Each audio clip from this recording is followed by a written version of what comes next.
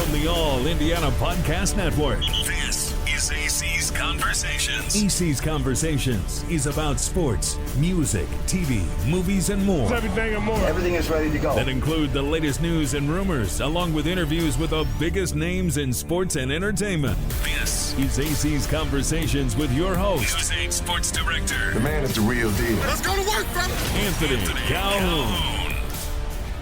Hi, everybody. This is Anthony Calhoun. You're getting ready to listen to AC's Conversations. And coming up on this edition, we're taking you behind the scenes. This is going to be a pretty cool podcast for you here on the All Indiana Podcast Network. Had a chance to catch up with my colleagues here, Charlie Clifford and Olivia Ray, to give you a reporter's, if you will, insider's look from behind the scenes of what it was like covering March Madness here in Indy. And boy, do they have some great stories to tell. Check it out here on the podcast. Hi, everybody.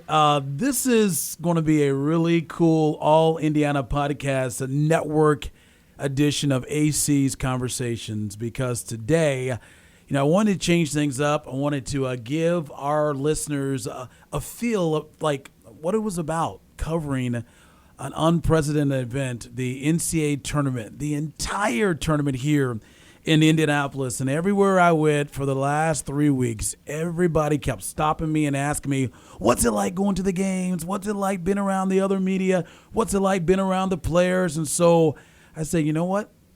To close everything up and wrap everything up for such a great month of, so you say month of May, a great month of March and April, I say, you know what? I got to get a hold of our sports guys on the Wish TV team and have them join me on this podcast to give you all some unprecedented access from behind the scenes, insider look of what it was like to truly cover this tournament. So welcome in our weekend sports anchor, Charlie Clifford. How we doing? And, of course, our great reporter, Olivia Ray. Hello. Hello, team. Thank you all so much for being a part of the podcast. I know I had to pay you a lot of money to join me, but I know Handsome I did. fee. Yep, Handsome terrible. fee. Worst boss ever, but brought you guys in. But thank you so much. It means a lot, because I think this is going to be such a great podcast here, because people in our state, it's like food. We crave basketball, and especially college basketball. And so, look, let's go back just from the start. I remember being in the office with you guys. It was on that Sunday, and I said to you guys, I said, Olivia, Charlie, I got some big news I'm going to try to break coming up tomorrow. This is factual. Am I telling the truth? Yeah. Regarding the NCAA tournament. That was on a Sunday, and then, of course, I broke the news there on that Monday morning at 7:43. So I'm looking at my tweet here, and boy, did it go viral. Couldn't wait till 7:45. Yeah, 7:43. Had to get out there. And that the Indianapolis and the state of Indiana was going to play host to March Madness. And I remember when that tweet went out, and just what I was feeling like, being from Indiana. I know, Olivia, you're from Indiana as well, and Charlie, you just right up the street in Chicago. We know what that means for the state, and just knowing the time that we were in with the economy, and just as far as obviously dealing with the COVID as well. Right. What a boost for our city. And I knew when that went out and the news was later official by the NCAA, I remember talking to the entire sports team. I said, hey, guys, let's get ready to roll, because our careers, the way we cover sports is going to change, because this has never been done before. And you sit back and you think about it, you're like, wait a minute, what? What was it, 60? Well, it was really 90. What was it? Right. What was 98 and 26 days? Days, yeah. 98 and 26 days, games from the Big Ten tournament to here to the NCAA tournament. And so, look, it was incredible. I'm relieved that it is over, because it was a long month of coverage. But I want us to share some stories about what it was like for you as an individual reporter.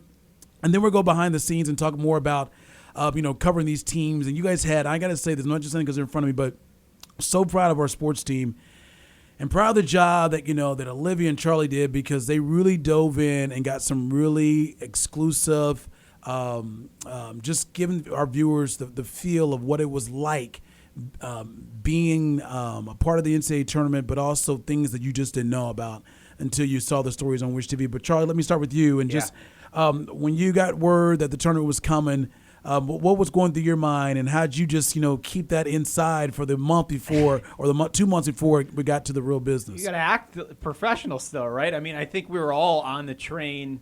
This is never going to happen again, barring a pandemic. Yeah. Jesus. Thank you that somehow Chris Gall, Ryan Vaughn, the mayor, the governor got this together.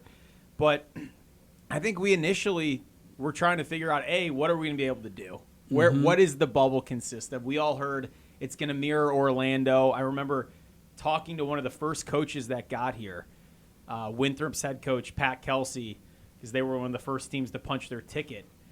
Like, what is it like walking in, being tested, being one of the first teams inside Indy's bubble? And he just said the first thing came to his mouth, first term, Disney World. You walk in, and the hospitality experience was off the charts. He joked there were like 700 people from when you got off the bus to when you checked in, get in your room, get tested. So I think there was a clear initiative that we and a lot of fans didn't get to see of just Hoosier hospitality from literally the first team that got here until Baylor left, with what you saw going down the runway at the airport with the fire trucks blasting water over atop the plane.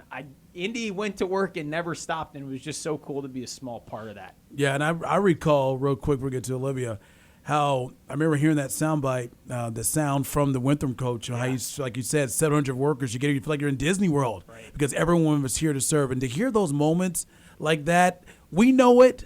And we hear it, when the other media members come in or coaches and teams, but to hear someone say it again, it never gets old. To talk about the hospitality that you get here in Indy. No, and I think, look, we were all curious what they were doing inside the bubble. Liv, you got to Victory Field. You really broke down what it was like for a player. And I think considering what the NBA had in Orlando with golf and the incredible weather and the ability to really go out and do a lot of things, I think Indy did an awesome job because they were, let's be honest, they were constrained. We're in late March, early April. There's not a pool with the lazy river sitting with your name on it or 4 golf courses where you and your buddies can just head out for the afternoon. So I thought all in all, they did a really nice job of giving the players between the zoo and going to play Top Golf out. I think they went out in Fishers. Mm-hmm. I was expecting personally a couple more horror stories to come out like, hey, we have 1 practice a day. We have a game in 4 days. Yeah. And we're sitting here with nothing to do. And I didn't feel like we got most of that, which is a testament to everyone who was on that committee. Yeah, Olivia, what was your take when the news came out? We're getting the NCAA tournament, and now let's get ready to go to work. All right. Well, if you know the Wish TV sports team, we like to have a lot of laughs. So I remember when you told us, hey, I think this is happening. And I thought you were joking. I thought it was a really sick joke for someone like me who lives for college basketball. I love college basketball because I was trying to think about the logistics of everything. Like Charlie's saying, the outdoor in March in Indy, the fans. I'm like, how are they going to pull this off?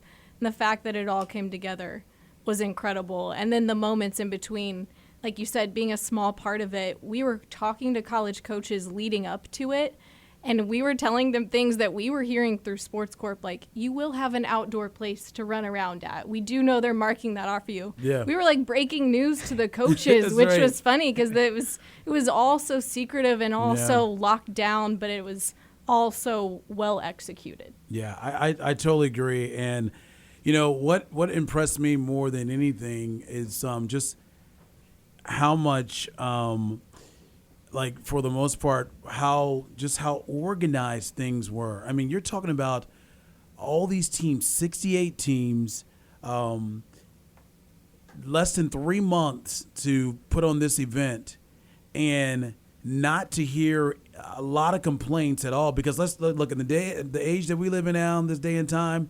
People are quick to go on social media. Mm-hmm. You're going to see all kinds of stuff posted on social media about, hey, this room looks awful. This doesn't work here, whatever. You can't hide. Can't hide, right. We got nothing. And the only thing that was unfortunate, and I feel so bad for those kids from VCU, only 1 game canceled. 1 game that was canceled in the entire tournament. And so we'll talk more about the safety and just the men and women behind the scenes that made that work. But that's what impressed me, just how you didn't hear any major drama at all. And a lot of that has to do with the folks behind the scenes. You think about Ryan Vaughn, the president of the Indiana Sports Corp, how he was doing laundry, I think you said. But, Charlie, I know you did a story, man. I don't know how he did that. You did a story, one of our early coverages about what it took to put this on. Take us through that. I mean, from the 26 floors of the JW and all those rooms used up. Take us through that. Right. So we were all figuring out, all right, where's everybody going to sleep at night? Obviously, that's object number one.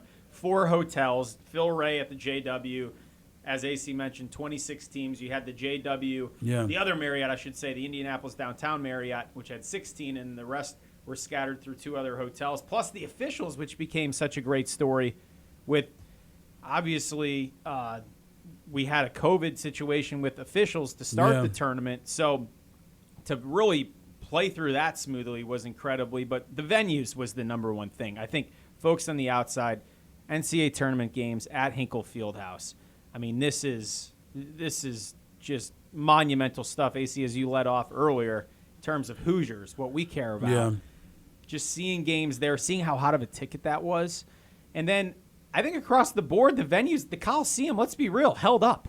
People, I don't think people were diving to go watch hoops at the Coliseum. They were a great host. And then to see Lucas with the 2-court dynamic, that was special. To get Bloomington and to get West Lafayette incorporated early. Let's not forget, guys, 700 police escorts nearly. Yeah. Not one team sat at a red light or a stop sign all month. That's which is incredible. I remember tweeting that out, and you want to talk about a tweet that went off because, and I remember when I got the news from someone inside that, hey, by the way, we are giving police escorts to every team in the tournament, and I was like, whoa, what? And they're like, every team, and not just from the airport, right. And so the thing that's interesting about that was how I remember someone responding back to me on Twitter, and they're like, well, they do that everywhere. During the tournament. I was like, yeah, but they don't have 68 teams when they have tournament. And but the person told me this, who gave me the scoop on this, was that teams love that. Like the guys and the players and the coaches, they get wild when they get that police escort. So they wanted to make sure that they did that for every team. Now, Olivia, you had some awesome stories. I want to talk first about one of the stories that kind of went viral was the one about the coaches and their attire on the sidelines. And so, and so, folks, we always try to bring you guys stories that are things that we think you guys are thinking about, because when you see college basketball year long, we know one of the obvious things when you look at the sidelines, coaches are not in the traditional suits. They're in their sweatsuits or polo shirt, whatever. And so Olivia's like, listen, we got to do this story. So take it away when you do that. Yeah. Actually, my dad is usually the one that gives me a lot of story ideas, because he likes to call me or text me and say, why is this going on? Why is this happening? Yeah. And he was really bothered by everyone that was not wearing suits, because he's used to it. He's a huge college basketball fan. And I told him, it had to do with the pandemic. There's not fans in the stands. That's why.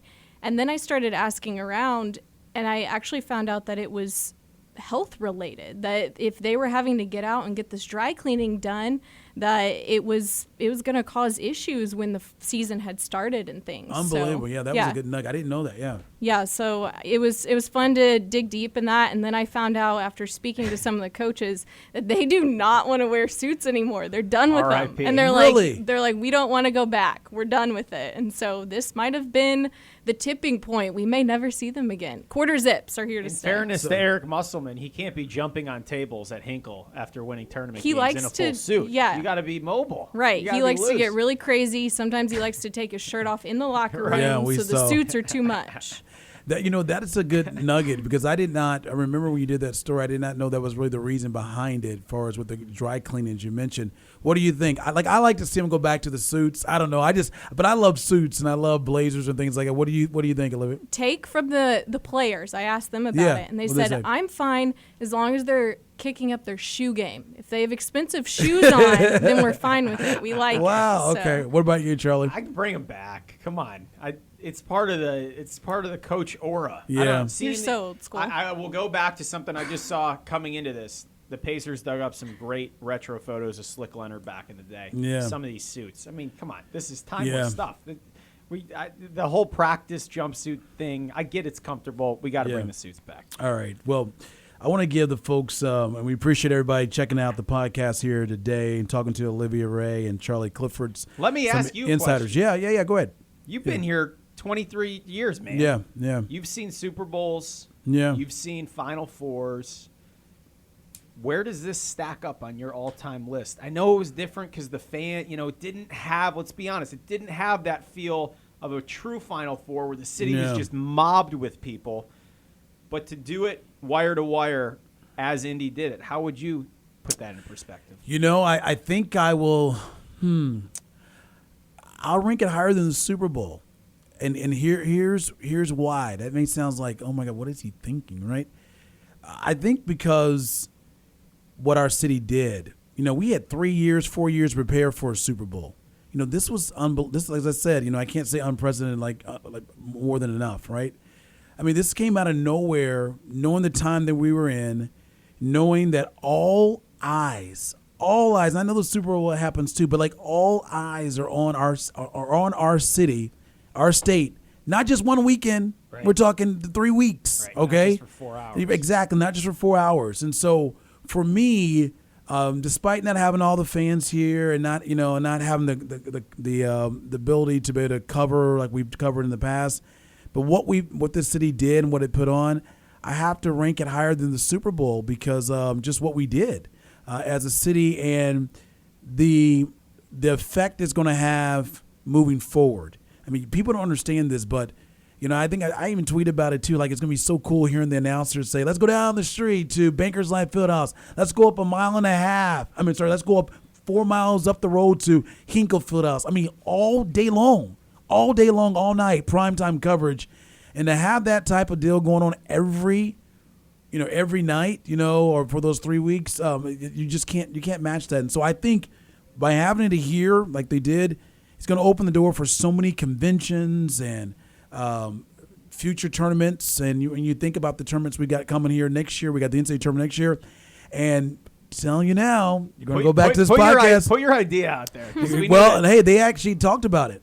My ideal is this. I think they can't do it next year or the year after that, but I think once that window's open, when the Sweet 16 and Elite 8 games are open, there's no sites, and they had to make a bid on that, I think they should give Indy the Sweet 16 and Elite 8 every single year. And then the Final Four, you go where you got to go. And if Indy's part of that year when it comes to having a Final Four, you keep it like you had it this year.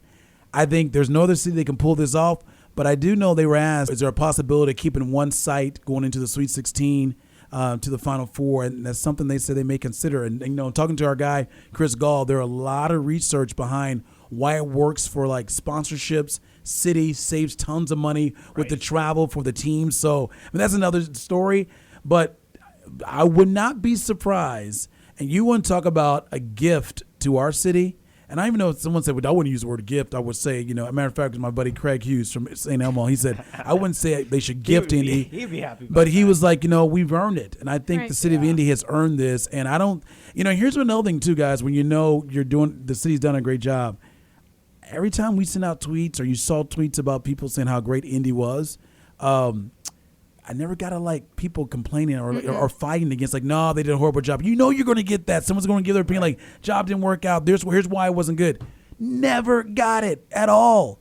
I got a couple people following me. So, yeah, so to answer your question, I would rank probably this event over the Super Bowl. As great as the Super Bowl was, but just knowing what's going on with our country and the time right today, I would rank that higher. But, hey, I want to go back to being at the games because I think people ask you all the time, what was that like? And look, I got a chance to see my Orange play 3 games. Never thought that was going to happen to see Syracuse do that. 3 games. And I got to tell you, it was downright weird. I mean, it was so weird. I want you guys to give your thoughts, too, because obviously you guys were covering them because I want to give the folks a feel what it was like. But for me being a fan, because I was at the fan as the game wasn't working as a media member, it was weird. I mean, it got loud because we were at Hinkle Fieldhouse twice and at Bankers once, but it was surreal. I mean, you're so used to seeing the roar and you're next to someone and it's loud and I mean Hinkle Fieldhouse at times. I mean, I think there was probably 1,500 people in that room. I mean, in that stadium. That was it.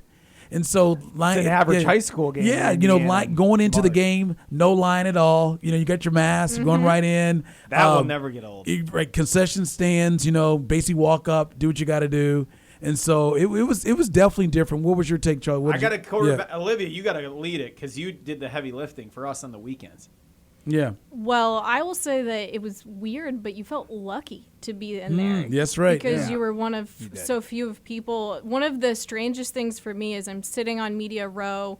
I'm looking up into the stands trying to spot, familiar faces. And normally in a game, that is so hard. You're looking for cameras to be pointed at people. And I'm looking in the crowd and I'm like, oh, that's Jaden Ivey's mom. That's Travion Williams' parents. Like, you can spot them while covering the games. You could spot the high school friends who had their teammates' names on their back. And you could spot, I was at the Loyola Chicago upset over Illinois. I found a couple of the former Loyola players who were on their last Final Four run, and I found them in the crowd because there were so few people. So that part of it was really cool, but you did miss the roar and until things got heated, and it almost felt normal for like a few seconds. Yeah, and Charlie, I know both of you guys' parents were able to check out the games. What was their take on? Well, they were riding the Sister Jean train there for a minute, so I think they were, that brought enough energy. So they saw that game? They saw that. Well, I take that back. What game did they go to? I think they saw Gonzaga. Was it? No, it wasn't Gonzaga. No, it was Arkansas. They saw West Virginia, right? Florida State or something. Florida yeah. State. Okay. They had a blast. I mean, my dad's a hoops junkie, so you could put him anywhere and he would be happy. But yeah, I'm with you. It was odd, and I think props to the players. And this goes back to what we saw in Orlando with the NBA bubble. I mean, that was life or death out there. It was every ounce of, just with the upsets alone, we had the highest total number in terms of you add all the seeds up in the Sweet 16. We had the highest number ever. So interesting to look back and think, taking the crowd out of it, did that somehow pull away from who we thought was going to win? We all expected the Big Ten to do very well here. Yeah. We saw what happened. That didn't happen. So I think it had an effect not only on the court, but I know you were sitting in the championship game as well. I mean, there was noise that night. Yeah, it was. I don't know how that compared to Hinkle or Bankers or the earlier stuff, but for me, the title game, the crowd had an effect on that game, in my opinion. Yeah, and it was, obviously more fans, and so everyone was like, why would they have it at, why won't just keep it at Bankers Life Fieldhouse, and since it's not going to be a whole bunch of fans, but you know what? I can give you probably 5,000 more fans. That's the reason why. And they did it well. And they did it well too. But I want to ask you guys about that because I know I've been to many Final Fours before. Olivia, what was it like for you to get a chance to? I think it was your second one to cover, but this was unusual. What was it like being there and take us through the shot of that game? Because there's no way you would miss that game if you're there. No. You wouldn't leave at all. But go ahead, tell us about it. Yeah, I actually covered the last Final Four, which was packed.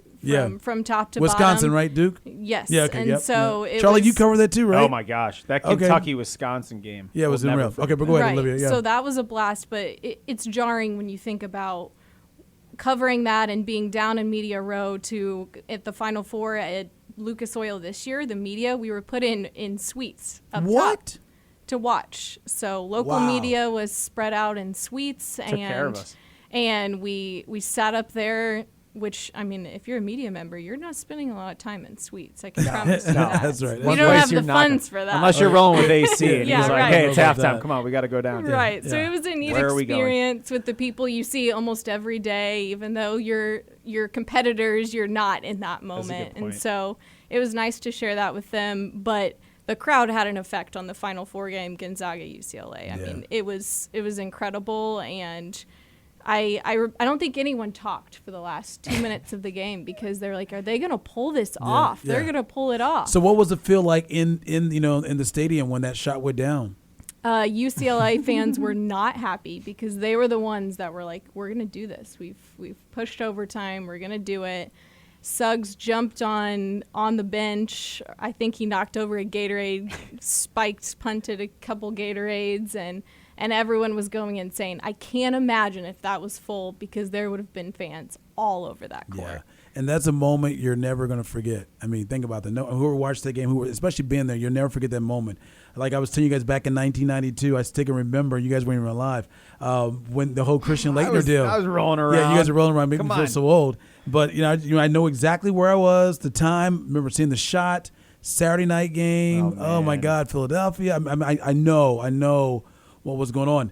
So you had a chance to cover. Olivia did the semifinals. You did the championship game.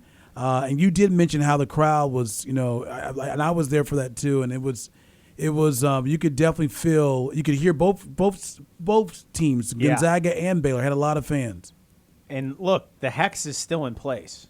76 Hoosiers. That's Olivia, right. Yeah. The last 3 unbeaten teams to get to a Final Four, where did they all ultimately fall short? Right here in Indianapolis. It's real, AC. Yeah. I followed the Cubs curse as a kid. Curses are real. And Bob Knight and that 76 team, Oh, good. hats off. Martha because- the mop lady has cursed Indiana. And it does put together one of the biggest what-ifs, because if Gonzaga goes on to win, we're all debating, is the Sugg shot, is that the best shot in all time? Is it behind Chris Jenkins? Is it ahead of Laettner? It's interesting now that we'll always remember that shot, but then will we remember that ultimately they fell short 10, 20, 30 years from now? Yeah. Weird. So we talked about how it's amazing, big props to what the folks from the NCAA did and to get this tournament off and have it go to completion, because after the VCU scare, I was getting a little concerned. And I'll say the Marion County Health Department, I'll give bravo to them too, because as difficult it was for them to say they cannot continue, and I know they were trying their best to monitor that, and they had one case, maybe that would be, they can maybe let them have the clearance to keep playing, but you got to give them credit for safety's number one. Right. But I was just nervous because I wasn't sure what was going to happen down the road after seeing one game canceled, and then to see no others, which was incredible. But Charlie, these folks and these student athletes, man, you talk about, and that's why I think it's so amazing what Coach Drew and those guys did, because in this climate, like LeBron James said during the final during the NBA playoffs, may not the greatest team ever, but what we had to grind and what we had to do in those circumstances. It says a lot about how big of a champion we are, and I think that kind of says a lot about Baylor as well, and to be here that entire time. Yeah. That being said, we had some beautiful men and women behind the scenes that did all these tests, and just these unsung heroes, right? Think about, these are the people that they were our heroes already ahead of this time. For a year straight, they've worked overtime. Yeah, they've gone the extra mile to do anything to fight this terrible virus that we had no idea how to defend ourselves again. And here they are raising their hands again. Over 850 Indianapolis IU Health connected employees. They were connected with IU Health in some capacity, volunteering their time. Again, I cannot reiterate that enough. From start to finish, over 26,000 daily COVID tests. You've mentioned the only one team to bow out. We saw great connections between the teams and the players and the volunteers. I mean, you're sitting in a ballroom for 4 to 6 hour shifts watching someone swab their nose. That's not electrifying work that you're going to probably tell your grandkids about. But without these people stepping up, I'm sure that was a part of the big pitch on Indy's part. We have people who are willing to give their time to make sure we can put this on in our city. And you couldn't screw that up, as you said, because this could have snowballed into something that's a black eye for the city going forward. Right. They came here and they couldn't get it done, and it was a mess. Yeah. And it was the exact opposite, and a lot of that goes to the foundational work of the volunteers on the healthcare side. And you bring a good point. I'll get Olivia. I want to ask her about something that she did, one of the stories as well, the latter part of our coverage. But think about what could have gone wrong. Think about the black eye. Think about the money lost for this city. I mean, so you talk about, you talk about a gamble. It was a big, as much as, hey, we got the NCAA tournament, that's awesome.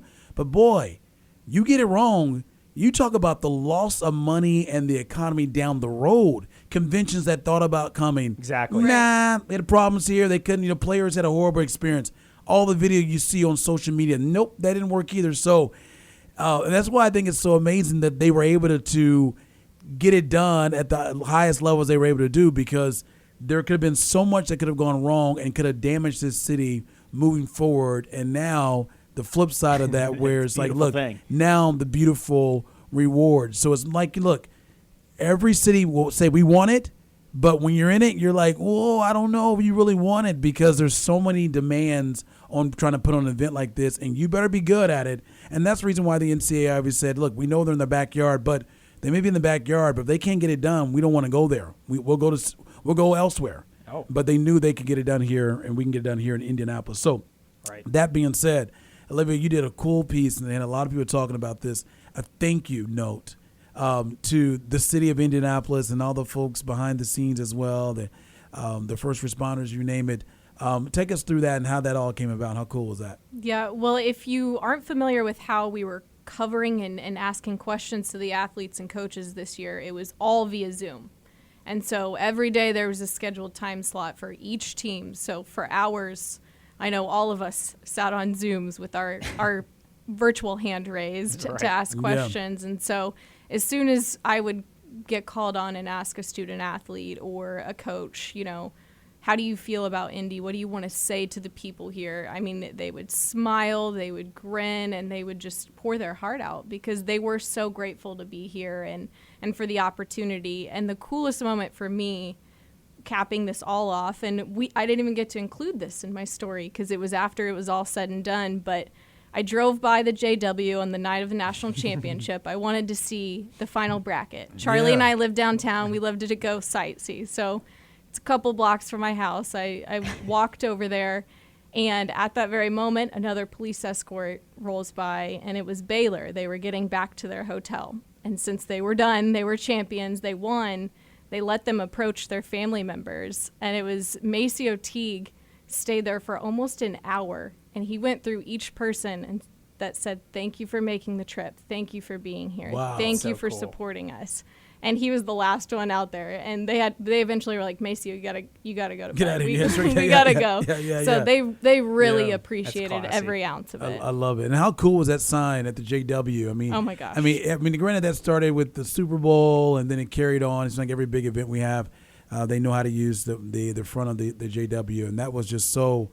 I mean, it was such a sight to see, you know, for everyone that came to town, players, obviously the teams, the fans, everyone that wanted to get in front of the JW and Hey, in front of that bracket. if the NCAA is listening, next time you're here, let me go up and put a couple. Oh yeah, Oh, no. I know. Yeah, Charlie, it's all I about begged and pleaded. and that Come wasn't, on. Yeah, safety. That's Shout out why- Sport Graphics. Yeah, Sport Graphics, They're man. the My best. God, they did a wonderful job too. Hey, before we wrap things up, I want to just get you guys' final take on what do you take away from this past those 3 weeks of the NCAA tournament, and you know what do you tell your your family members and your future kids one day? What are you going to say about this time? I'll start with you, Olivia, here. I know all other fellow journalists that are in all other cities kept texting me or DMing me or anything saying, you're so lucky that you get to have this. And I'm like, lucky, but it was a lot of hard work.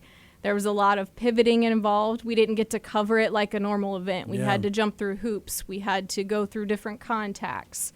We had to think on our feet and be really creative with everything we did. But I do know how lucky we are that we got to be in the middle of this. This unfolded in our backyard. Every night in my apartment, it looked like a rave was going on because of the police escorts. Like, it was so cool to be in the middle of it. I just get chills thinking about it. No, I second that. It's a testament to how lucky we are to be here at this time. John Wooden, all the men and women whose hard work to get basketball to where it is today. So many of the key figures are from this state. And for us to reap the benefit of something like this happening, I would love to see John Wooden's face to hear, someone who started for Purdue when the game was still evolving in the 30s, to hear that the biggest sporting event in the world for 30 days is going to be in your city, and it's your game. It is an evolution for me, start to finish, that solidifies Indy and Indiana as the basketball state. And there's no debate now for me. And just incredibly lucky to be here at this time. Yeah, and I remember telling you guys, I was like, we had meetings, and I was like, listen, I know we're going to have a tough month as far as just a lot of work, and I tell you, folks, it was an intense month. We did 2 specials. We were live almost every night, and we loved every moment of it. Mm-hmm. But it's a moment that in your career you'll never forget, and you can always tell stories about what transpired. And then to have the tournament go the way it did, and the upsets, and then the semifinal game here, the way they did the buzzer, that's going to be a story for the ages. You just never forget it. And I take away more than anything was how this city pulled it off. That's what I take away, and just how we were able to just pull off such a major event with really no issues for the most part, and to see our city shine and to see our name of Indianapolis, and knowing you work in this town as a sportscaster and that you're going to these games, you're involved with these games every single night when the tournament was going on. It kind of left me speechless. It really did. So, all right. Well hey, said. I hope you guys enjoyed this. That's cool. Olivia, thank you. Charlie, thank you as well. Thank you. And so I kind of changed it up this edition of the AC's Conversations, but I wanted you folks to kind of get a feel of what it was like as a sports reporter here covering the biggest month when it comes to college sports, and especially a month that we've never seen before here in our lifetime. So thank everybody for checking out the show, and we'll be back once again with you guys. Thank you. Man, that was a lot of fun connecting there with Charlie Clifford and Olivia Ray. I hope you enjoyed it as well, everybody. I mean, I wanted to give you just a feel what it was like covering March Madness, unlike we've ever seen before. Discover more at wishtv.com and when you follow Wish TV on Facebook. Plus, be sure to follow and subscribe to the AC's Conversations podcast and others on the All Indiana Podcast Network. Connect now at allindianapodcastnetwork.com.